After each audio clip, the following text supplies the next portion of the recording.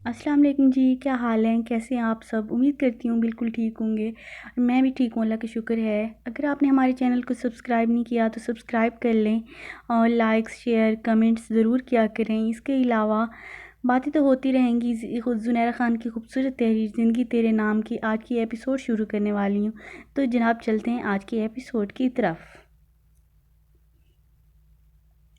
زارا نے اپنا بازو چھڑا کر ایک زوردار تھپڑ جوڑ دی تھی شاہویز کے منہ پر۔ لائبریری میں بیٹھے ہوئے لوگ بھاگ کر ان کے ارد گرد جمع ہو گئے تھے۔ ارحم اور تحریم جو ابھی انٹر ہوئے تھے وہ بھاگ کر آئے تھے۔ آئندہ ہاتھ لگانے کی ہمت مت کرنا ورنہ منہ توڑ دوں گی۔ آئی بات سمجھ، وہ انگلی سے تنبیہ کرتی کر آئی تھی۔ یہ تھپڑ بہت مہنگا پڑے گا زارا شرجیل، یاد رکھنا۔ وہ انگارہ برساتی آنکھوں سے اسے وارن کرتا لمبے لمبے ڈگ بھرتا باہر کی جانب بڑھ گیا۔ ارحم اور تحریم اس کے پیچھے بھاگے تھے۔ میٹنگ روم کا دروازہ کھلا تو وہ بھی ہال میں لوٹی تھی۔ وہ بے نیازی سے چلتا ہوا آ رہا تھا، اپنے ساتھ چلتے ایک شخص سے مسکرا کر بات کر رہا تھا۔ سفید شرٹ پر بلیک کوٹ پہنے، گرے ٹائی اور سلیقے سے جمے ہوئے بال، وہ بہت ہینڈسم لگ رہا تھا۔ زارا اسے دیکھتے ہوئے کھڑی ہوئی تو وہ ٹھٹک کر رکا۔ تم ادھر آؤ، اس نے ہاتھ کے اشارے سے اسے بلایا۔ یس سر، وہ سست قدموں سے چلتی ہوئی اس کے پاس آئی تھی۔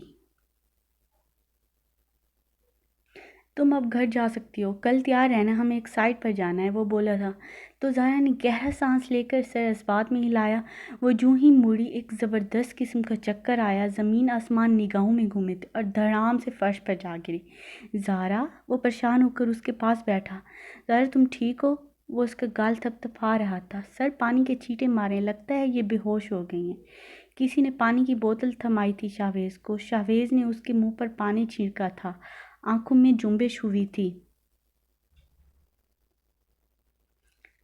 زارا نے آنکھیں کھولی تھی، شاہویز کو خود پر جھکا ہوا دیکھ کر اس کی آنکھیں خوف سے پھیلی تھیں۔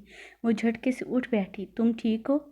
وہ لہجے میں پریشانی تھی۔ جی میں ٹھیک ہوں، وہ سر ہلاتی کھڑی ہوئی تھی۔ بیٹھو تم ادھر، وہ اسے بازو سے پکڑ کر بینچ تک لایا تھا۔ زارا نے شیشتر ہو کر اسے دیکھا تھا، جو حقیقتاً پریشان لگ رہا تھا۔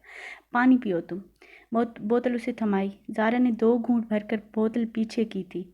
سر مجھے دیر ہو رہی ہے، مجھے چلنا چاہیے۔ وہ کھڑی ہوئی تھی۔ مس زارا آپ میرے ساتھ چلیں، آپ کو میں گھر چھوڑ دوں گا۔ نہیں سر، بہت شکریہ، میں خود چلی جاؤں گی۔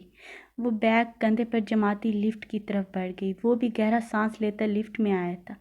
زارا نے حیران ہو کر سر کو دیکھا۔ لفٹ کا دروازہ بند ہوا تو زارا ایک کونے کے ساتھ لگ کر کھڑی ہو گئی۔ شاہویز نے گہری سرد نگاہوں سے دیکھتے ہوئے اسے بٹن دبایا تھا۔ سر آپ سے ایک سوال پوچھ سکتی ہوں؟ وہ دھڑکتے دل کے ساتھ بولی۔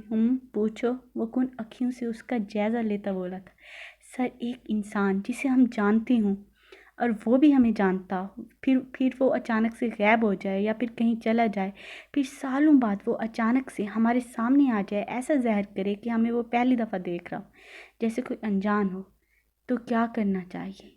وہ سوالیہ نظروں سے اسے دیکھتے ہوئے بولی تھی۔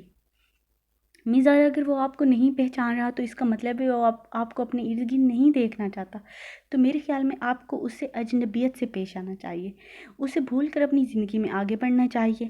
لب بھینچے بولا تھا۔ زارا کی گردن میں گلٹی ابھر کر معدوم ہوئی، آنکھیں سرخ ہو رہی تھی۔ وہ گہرا سانس لے کر نظروں کا زاویہ بدل گئی تھی۔ سر تھینک یو سو مچ، میں پچھلے 6 سال سے ایک ہی ریلوے اسٹیشن پر کھڑی ایک مسافر کا انتظار کر رہی تھی۔ آپ نے بتا دیا جانے والے کبھی واپس نہیں آتے۔ اب میں انتظار نہیں کروں گی۔ واپسی کا یہ سفر مشکل ضرور ہے مگر ناممکن نہیں ہے۔ سبز آنکھوں میں نمی چمکی تھی۔ لفٹ رکی تو وہ تیزی سے باہر نکلی اور آگے بڑھ گئی۔ وہ باہر آیا تھا، وہی کھڑا اسے جاتے ہوئے دیکھے گیا، پھر گہرا سانس لیتا اپنی گاڑی کی طرف بڑھا، جہاں ڈرائیور مستعدی سے ہاتھ باندھے اس کا انتظار کر رہا تھا۔ وہ چلتا ہوا گاڑی میں آ بیٹھا تو ڈرائیور نے ڈرائیونگ سیٹ پر بیٹھ کر گاڑی آگے بڑھائی تھی۔ Thank you so much.